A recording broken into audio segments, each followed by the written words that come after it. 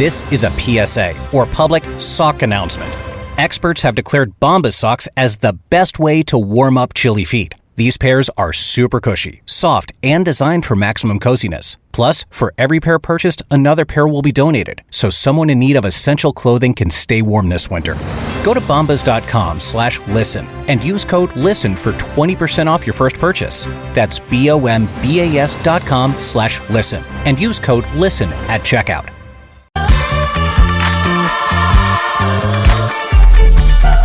Welcome to the CJ Moneyway Show podcast, the podcast show where we unlock potential one dream at a time. Today, we have another guest whose journey is truly worth hearing. Sit back, relax, and enjoy the Moneyway experience. What's up, my good people? Welcome to the CJ Moneyway Show, in association with Believe Network, the podcast that brings you stories behind the success. Today, we're thrilled to welcome a true icon in entertainment, actor, singer, songwriter, voice artist, and hip-hop legend from the group Tag Team, which brought us the unforgettable hit, Whoop. There it is. DC Glenn, man. Thank you for joining the show today, man. I was like, wow, who's this dude? Weird when you hear it back from somebody else, boy. Good grief. Oh, man. Hey, man, you've accomplished a lot. Hey, man, man, I'm happy to be here, man. What's going on with you guys, man? I appreciate it, man. Nah, man, longevity in the game, a lot of accolades that you got going on, man. And, I'm just glad that you came on the CJ Moneyway Show today. So, Glenn, man, let's start off. Tell us a little bit about yourself and about your background and how it was growing up on the south side of Chicago, and what challenges did you face and how did that shape you? Well, I don't remember because I left Chicago when I was 4 years old. So I remember being in Chicago because my father used to take me and put me on the back of his bike and drive me around the lake. I remember certain little things like that. But other than that, I moved to Denver, Colorado when I was 4. And grew up in Denver, Colorado, went to Sac State for college and came down to Atlanta because Steve was down here. And I've been down here ever since, hustling and grinding. And that's kind of what I'm all about, man, is just, they call me DC, the Brain Supreme, and they call me that for a reason because I don't quit. I play offense and I just figure things out, right? And it's always been that way, and it continues to be this way today because, after 31 years, we're still touring. We're in like 3 different tours now. I'm acting, booked a commercial next week, and doing voiceover, which is pretty much every day. I got flexibility. So it's just continuing to hustle, continuing to learn, right? The biggest thing is that I love to learn. So through my learning and through necessity of not depending on people and not expecting people to do things for me, I'm very savvy in AI. I'm very savvy in every technology that comes about. I always try to find a different way because there is a way, and I love marketing. So all these things came out of necessity because ain't nobody gonna do nothing for you. So you better learn how to be your own publicist. You better learn how to be your own marketer. You better learn how to be your own booking agent. You better learn how to be all the things that you want to get this bread. Then you build a support team that helps you get to your, achieve your goals. Right? Get you a talent agent, things of that nature. But you got to do the work. Nobody's going to do anything for you. They can aid you, but it takes you to do the work. Now, that's my experience. Some people luck the hell up and they got people who can do everything for them. All they got to do is do their thing. But I haven't been that fortunate.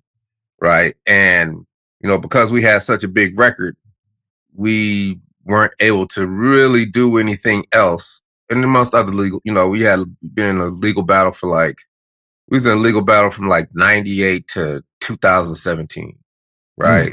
So always, I guess I've been forced to always try to find the positive in the negative. Because if I didn't do that, it just would have became an old bitter rapper with a story of how we got screwed in the music industry, right? And there's enough of them out there. So I was never that dude. So way back in the late 90s, I pretty much became a paralegal because we were in a legal battle because I needed to learn what these people were talking about. So I had to learn the language. And I just vowed that, nobody's going to beat me out of no money ever again. So I basically had to become a financial advisor and became a licensed commodities broker. And I learned finance and I had to learn the language. And I had to improve myself. And my goal is just to be a better man today than I was yesterday. So that involves a lot of self-help, right? A lot of reading Anthony Robbins and, Zig Ziglar and business books and all the things of that nature. You go through that self-help kick and then, trying to stay healthy and trying to just continue to live a good life. That requires a lot of sacrifice and requires maximum effort if you want to be successful. And that's just what I try to teach, because I'm a motivational speaker as well. So I just try to get people to think a little bit differently, right? Mm-hmm. I think the first thing I try to teach people is that nobody is going to give you anything. Don't nobody owe you anything. Mm-hmm. And last, don't nobody care. And once you realize that, you're truly free. Your mind is free. Mm-hmm. It's up to you to go get the knowledge, right? Because the knowledge is out there. You just have to go get it. And I've just come up with several tactics to be able to get the knowledge that I need. Most people will say, go to school, which is good. Most people say, read a book, which is good. A lot of people will say, get a course, which is good. But I've done all that. I'm trying to evolve into something better. So what I end up doing by accident is easiest way to 2 points is somebody teaching you the game. Mm-hmm. We've all had, I'm sure you had plenty of hustlers who put you on game. and the old school guys and told you stuff and you be like, man, I appreciate you, OG. You know what I mean? Put you on game about their experiences of what they've been through. Yeah. So to find those type of people, I joined organization, right? That's why I tell kids, I was like, what do you want to be? What do you want to be? What do you want to be? I said, so from here on out, anytime you're interested in something, type in organization, society, or association after. And then you're going to come up with 10, 15 different organizations that support that genre of business or that career. Mm-hmm. And you start making calls. And then you'll find out real quick if it's for you or not. But if it's for you and that's what you want to do, then you get a membership, which don't cost that much. And you just start learning everything you can, because organizations have the resources to teach you. They have the resources to get you started financially. And they got thousands of members who can't wait to run their mouth about how good their business is, because they've been doing it 10, 20, 30, 40 years and just can't wait to teach you the game, right? That's why I do podcasts every day, because it's my contribution to the game. I sit here and spit game to folks. I ain't trying to promote nothing. I ain't trying to do anything but teach people to be blessed how I've been blessed. And that's my mission, man. And, whatever I can do to just sit down and talk to people, people like, man, you got all that game, man. You could be selling that. It's like, nah, it don't work like that. Because my motto is you give what you want first, right? And that's why I stay blessed. Man, and like you said, you showed your drop some game over here, man. I appreciate that, because like one thing that you were saying, like ain't nobody gonna give you nothing. And, you just got to go out there. You got to learn how to be your own marketer. You got to learn how to be your own publicist, and I know exactly what you said, because before I was talking to you, that's what I'm up here doing, just marketing, doing marketing stuff, because everything ain't nobody giving me nothing. So I got to go out there and get it. Mm-hmm. And like, that it's all about consistency, even when it don't seem like that is, it is what it is, but people ain't feeling you, you know what I'm saying? But as long as you understand yourself, what you trying to do and what goals you trying to reach, you just gonna keep on going, man, and the doors open up for you. So I truly get what you're saying on that point, man. So let me ask you, DC, man, what inspired you to get into the entertainment industry, and what were the key moments or influence that fueled your drive? Just from a kid, man, I grew up, in a middle income household, and my mother and father, great parents. We weren't rich, but, we was good. And I grew up in a community, and my mom made me go to piano lessons. My father's like, y'all gonna play music, right? So I didn't have no choice, but that didn't stick. But what did stick is when I got to 11th grade, I got switched high schools in Denver, Colorado, from Mashbuff High School to Manual High School. And me and Steve became friends because we sat by each other in homeroom. You know, my last name's Glenn, his last name is Gibson. And Steve had a band, and they would play in the quad during lunchtime sometimes. And I was like, I'm going to be in that band. Because it just, I just thought that was the flyest stuff, man. Mm-hmm. And then heard the choir and thought the choir was fly. I was like, I'm going to be in that choir. Bolt Vibration, conducted by Dr. Joyce Davis. And I had never been exposed to all this stuff, music in a different way, right? There's all kind of forms of music, but I had never been exposed to music in a different way. And lastly, I went to my first high school dance, the first dance at this high school, Manual. And this is like when Pac Jam was out by the Johnson Crew and all the electronic record, Planet Rock and Al Nafish and all them records. And I saw a DJ, 2 turntables and a microphone rocking. I've never seen that. Yeah. Right. I'd never seen that. Was like when hip hop was brand new. It's like early 80s. And I was like, I'm going to be a DJ.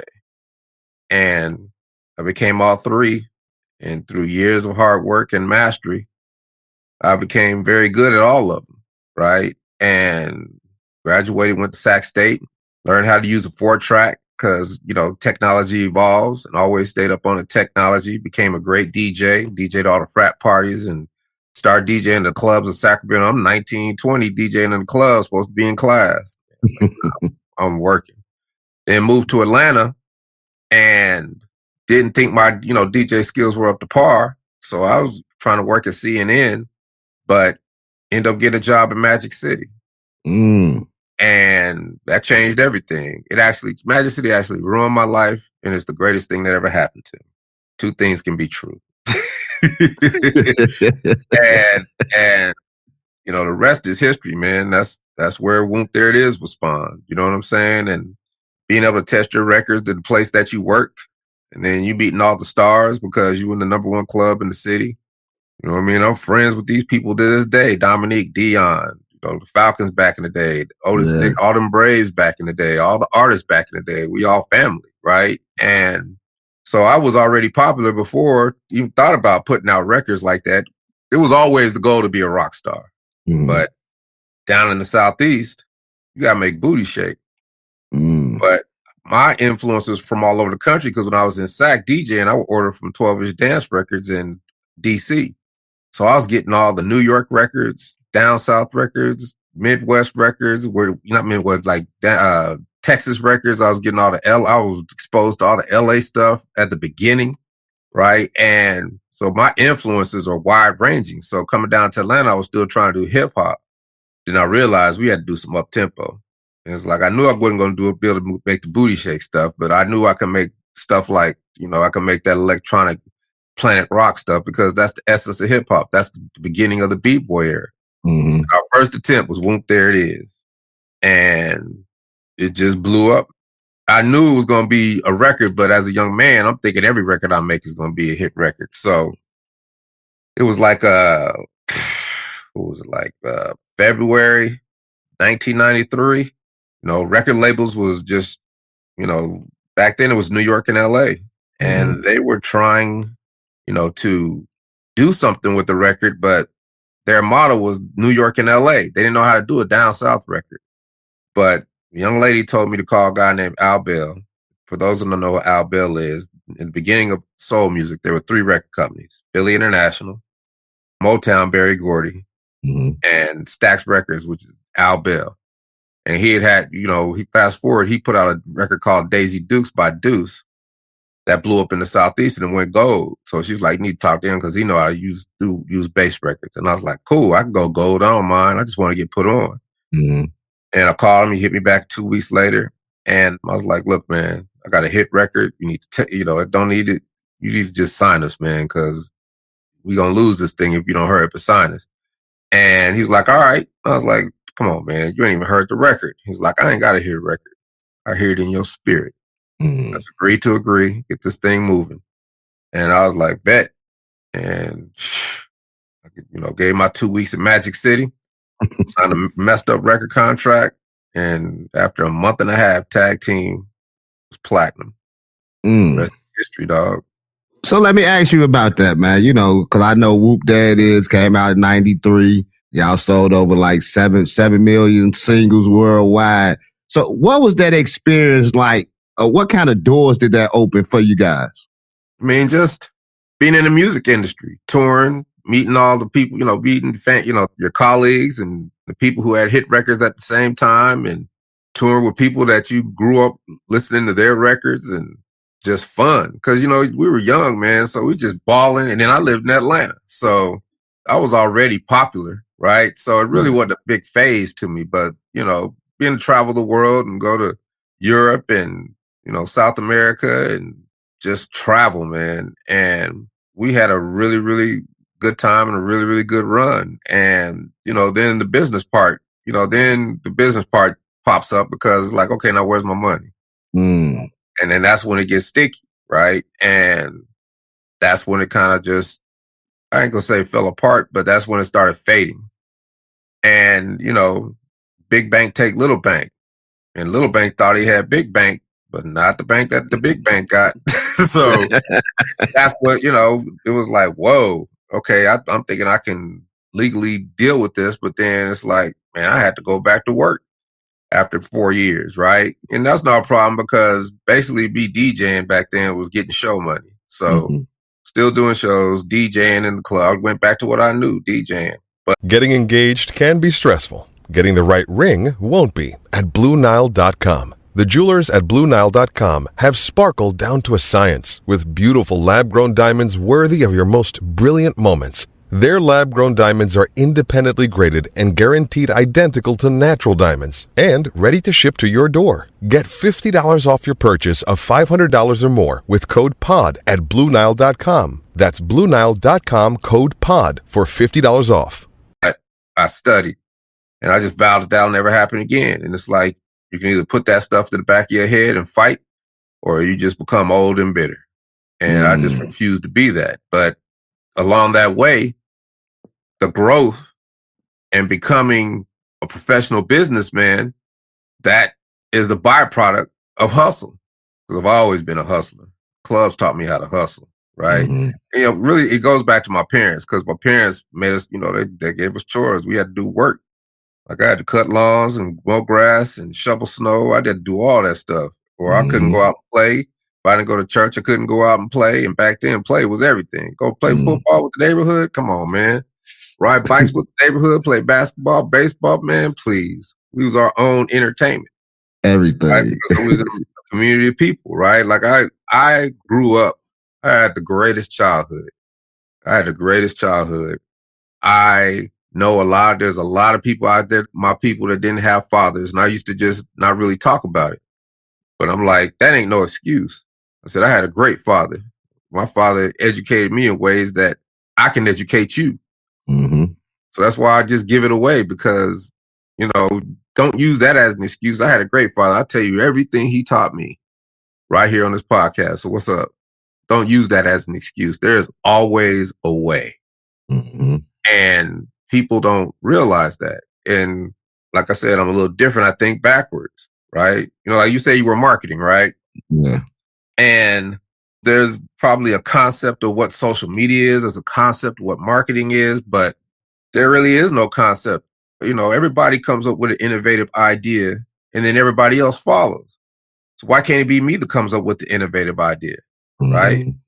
And, young cats be like, man, you got social media. You got to do this. You got to do that. I was like, no, I don't.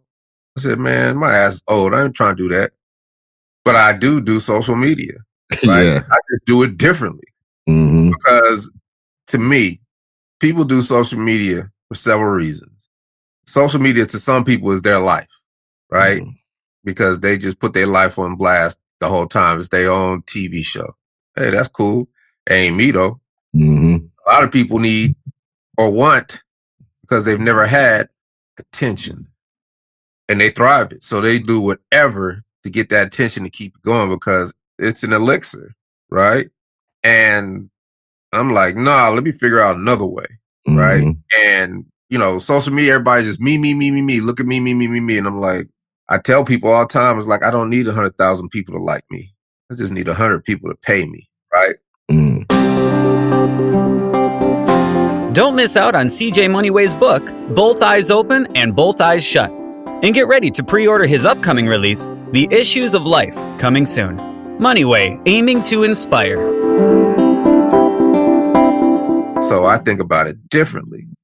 I think about, like what you were saying, there's somebody out there looking for you. And if you're not in front of them, well, then you got work to do. Mm-hmm. And when I mean in front of them, I mean you have to know that there's somebody looking for your type of podcast. There's somebody looking for you because you are enough and you have value. But if you're just carpet bombing everything, hoping and praying that if I blast to 1,000 people and 20 people like me, that's going to work. And that is very, very difficult to do. But if you can find 100 people who get up in Google and say, I want a podcast about this, and you're that podcast, then you get to get in front of them and say, I am your man. Mm-hmm. Holla at me. And now you solved a problem. You've answered the question. You now have 100 more people who ride with you. Mm-hmm. You have 100 more people that who will buy stuff from you, who will trust you, who will ride with you. And when you build that community like that, that is how old folks can do social media. If you got businesses, that's how you're trying to approach it. The old way is good too. You stay consistent. You can post every other day, stuff like that. That's cool. Mm-hmm. But it depends on what you're doing, right? Like my goal is to keep getting more shows. So therefore, every type of show we've ever done gets a pitch deck. Every type of show we've ever done gets email campaign. Every type of show we've ever done gets a CRM campaign. And it's like, look, we do parades. It's the holiday season. Book tag team for you parades in 2026, a year before. And you're going to see that sprinkled all the time. Well, if I've got 30 different types of shows we've done, that gets sprinkled all the time. And I'm getting in front of the people who actually need me, which are promoters, entertainment, event coordinators, corporate people. Like that's who I want to be in front of. Mm-hmm. Right. And I get in front of them and they might not mess with me today just because they saw it, but all I do is plant seeds. Right. So I don't expect anything from them.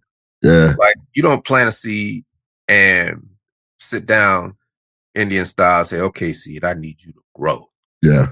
Man, this seed ain't growing, man. Man, this seed don't work. I quit. How many people we know got into real estate, thought they was going to be rich or took a course or took a thing and it didn't work out because they thought that's the only thing they needed to do. Yeah. It's like you plant that seed and keep it moving because you got more seeds to plant. And I don't plant a seed if I'm not prepared for that seed to grow. So if I'm not prepared for the responsibility and the sacrifice of that seed becoming a tree or becoming a big tree, then I'm just flailing all about. And then I never get anything accomplished. And 31 years ago, we planted a seed called Whoomp. There it is. It is now a sequoia. It ain't going nowhere. It done been burnt. It done been infested with bugs. It done been fucking chopped down. Well, people done chopped holes in it and lived in it. But this tree is still standing. And this tree is still bearing fruit. And that's what those seeds have to do for you. It might be a tomato shrub. It might be a pine tree. It might be some shrubs. They all have their purpose, but you continue to plant the seeds because seeds grow. And if you're prepared, when those opportunities come to you, oh, that's another hustle. So when people see me making money, especially back when I was in clubs, they see me making money, be like, oh man, he hustling because I got 10 hustles. But then your hustle gets diluted because everybody else starts doing it. And I'm like, hey, y'all can have this hustle because I got 9 in the hole. Catch me if you can. Right. So I am the leader, not the follower. And even if I do see something that I would like, ooh, I should do that. But I'm like, well, how can I do that in a different way? How can I do that in a different way? And that's part of how I think. Like I had an audition yesterday and it was for this commercial. And one of it was actually a callback. And the question was, has anybody ever judged you or dismissed you or discriminated against you because of your weight? I'm like, yeah, back in the day. And, you know, how did it make you feel? And most people like, it made me feel sad. It made me feel this. It made me feel that. I was like, back in the day, it stung a little bit. But now I'm like, I take a different approach because I consistently try to find the positive in the negative. Mm-hmm. So if someone say, DC, your fat ass, boom, boom, I was like, man, I ain't going to get emotionally involved because I'm like, the first question I asked was, well, what if they're right? What am I going to do about it? Yeah. If you approach it in that way, what have you just done? You've just come up with a solution to an answer that has been plaguing you all your life for a long time, right? Whatever they say about you, man, your podcast ain't this. It's like, man, kiss my ass. Well, but what if he's right? What I do about it, because all you have control over is what you do. Yeah. It's that different type of thinking. I try to get people to think differently, right? And stay out of their emotions. And when you can do that, man, please, ain't nothing you can't do. Man, you said a few things that touch base with me. The one thing you just said, like, cause I remember my old man, and that always stuck with me. I was arguing with one of my kids' mothers on the phone one day, and he heard me. He was standing at the door inside the house. He said, "Hey, man," he said, "Look here." He say, "Why you sit up there arguing with that woman?" He say, "Women are emotional." You know what I'm saying? He like, men don't get moved, or we shouldn't be moved by emotions, you know, and that always stuck with me. I was like 20 years old at the time, you know, but and that's a gift. Because if you think about it, if you're like, well, what if she's right? Man, she don't know what the hell she's talking about. But what if she's right? It's not that she's right. It's an exercise for you to sit back and think, if I am like that, how do I be a better man today than I was yesterday? How can I get, and if you have the solution, even though that solution doesn't, you know, apply to what's going on in that moment, but now you got a solution to put in your pocket for later. Mm-hmm. And all these things in the back of your head that keep, it's a form of growth, right? And growth and maturity. And that's why I don't have time for any of that. Mm-hmm. Like, I don't have time. Like, it's crazy how women got it twisted, but you know, a lot of women don't got it twisted. But, you know, women struggle because they're successful, but they can't get what they want, right? They could be successful, have all the money they want, but there's a lot of women out there that aren't fine with just being by themselves. There's a small percentage that is, because I'm cool being by myself, right? But I worked in a strip club for 30 years. I have 4 lifetimes of ass. I'm good. What more can I do? Right? Yeah. And when you mature and you mature right, the things you used to love, you start to hate.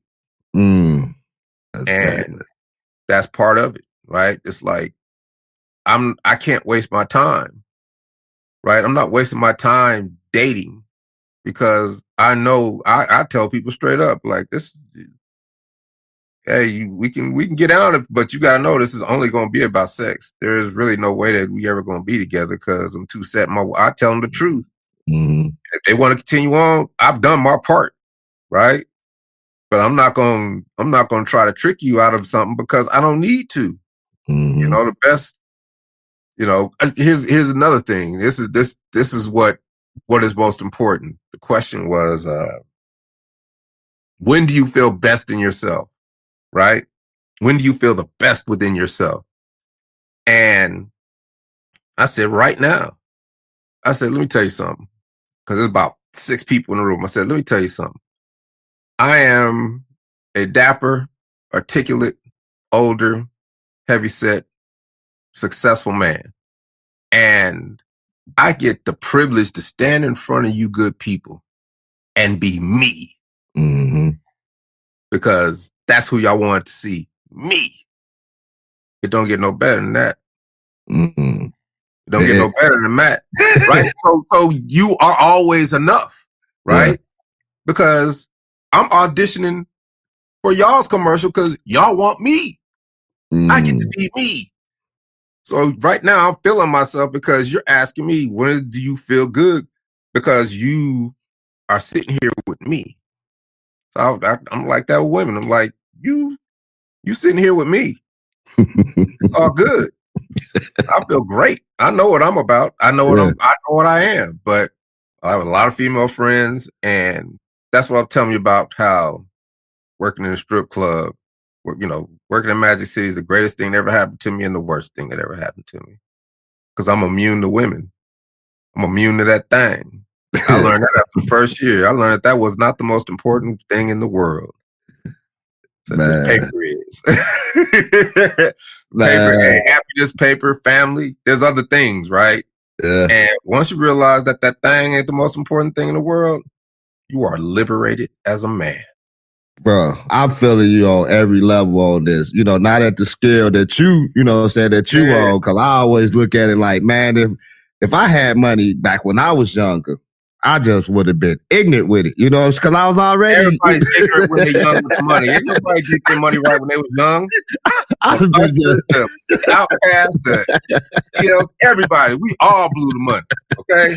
Because, man, what was it about back then? Back then it was about balling. I'm so tired of balling. Back then it was balling because back then the club meant something. The club was the place that you go and dance.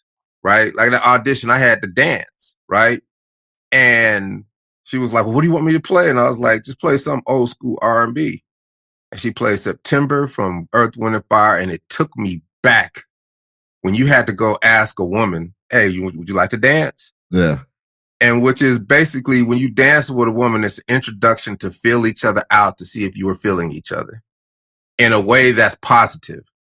And if you're dancing to have a good time, and if you got that game and that mouthpiece, then you're going to dance 2 songs, 4 songs, 8 songs. Then you're going to go into a slow song if DJ know what he's doing. And I knew what I was doing because I had a front row seat to humanity, so I can create those moods and those mood swings. And I can tell you, I have a historical list of people who met in a club, danced with each other, slow dance, and now they've been married for 30 years. Like the blessings that I've gotten the blessings that have come across my plate in the form of education, in the form of how to deal with people, how to read crowds, how to do those. That's why we still get to tour, because when I walk on that stage, you got an entertainer, you got a DJ who understands. Like back then it was about dancing. It was about fun. It was about all of that. And when they asked me to dance in September came on, all that flushed back on me. And I was in that thing grooving because I was in front of an iPad where you could see yourself, right? Because there was other people that were looking from another state. And I could see myself. And once I saw myself, it was just grooving, man. Yeah. It took me back to that day. And that's what I think me being DC, the Brain Supreme of Tag Team, who sings the song Whoomp, There It Is, brings to the table, is that I create memories. I've created memories, I create memories, and I bring memories back of a day when everything was all good. Man. It was all good, dog. I know. Hey, like you say, back in the day, like you were saying earlier, man, when we just used to go out, community, playing football, baseball, basketball, riding your bikes, going out, just hanging out, just walking the blocks, because like you say. Just be at home before dark. Be at home before dark. Exactly. All good. You can do your chores, be at home before dark. You can go wherever you can do whatever you're a grown ass young man. You're a grown ass kid if you can do that. Right. And that's where responsibility and the discipline comes from. Yeah. And I am so grateful to my parents for just cracking the whip like that, because they as a grown man, I have never not known work. I don't give a damn. I'll go work I will work my ass off because it ain't nothing but work. That's what people don't understand. It ain't nothing but work. So whatever it is you do, as long as you're willing to put in the work, it's all good. So I'm like, I'm going to be an actor. Put in the work. I put in the work constantly. It's the hardest thing I ever had to do. But I know that's my ride out. I know motivational speaking is, I've got 3 careers I'm nurturing as I still got a little bit of youth left in me. And I get all the stuff that I used to love that I don't like anymore. I'm not going to continue to linger on still doing it, not liking it. Right. I have enough things that are brand new where I feel brand new all the time. And that's the one thing the strip club did for me. It was the fountain of youth. And I retired from the clubs. It's almost 10-year anniversary of me retiring from the clubs. I didn't want to be a 50-year-old DJ. And as soon as I walked away from a club, I turned into an old dude. I thought I was going to forever be 32 because that was my mentality, because I had to keep up with the music that young folks like. I had to keep up with everything, right? And I was good at it because I had experience and I know how to get the newest music first. I understood the music industry. I understood how radio worked. I understood how all these things worked because I came up in them. So therefore, it wasn't that difficult for me to create mood for people to spend money, right? That's what it was all about. You create a good time for people so you get all their pockets. When you left my clubs, I had all your money. The girls had all your money, so now the club pays me, the girls pay me, the customers pay me because I do big tapes in the club. I got 6 streams of income when I work. So I'm getting 6 times the bread because I'm a hustler. I will always and forever be a hustler because I'm willing to work. So people don't understand. And don't nobody owe you nothing. Ain't nobody gonna give you nothing. And don't nobody care. Man, you just said it. I was just talking to somebody yesterday about that. I said, man, I've been working since I was 16 years old. You know, so like you say, I saw my mother go to work. I saw my father go to work every day. And so you just get that work ethic. You know what I'm saying? Like, cause you see it. Man, I've been working since I was 16 years old. And like you say, I dibble and dabble in this, you know, or whatnot. And cause I'm just always, I wrote books cause I'm always trying to do something. I was just telling somebody, a dude cut my hair yesterday. He said, man, you doing podcasts? He said, man, you wrote books too? I said, yeah. I said, man, so people are always talking about trying to make $1 million, but what you doing to try to get it? I ain't saying that I got $1 million, but I'm trying to do, you know what I'm saying, put things together so that, cause like you said earlier, you said something earlier about planting seeds. And I laughed at it because that's one of my thumbnails is planting seeds, you know, or whatever on the CJ, because that's all life is about, man. You know, whether it's you planting seeds right now on this podcast or whatever, I can't watch it grow. You know, we say some water, some plant. All you got to do is do your part because you don't know if you the water or the planter. You know what I'm saying? In life. So that's what I try to do with young people too. Thank you for listening to the CJ Moneyway Show. Don't forget to share this episode with your friends, leave a comment, and drop a review. Be sure to tune in every Tuesday and Friday for more inspiring journeys. Who knows? Your story might be next.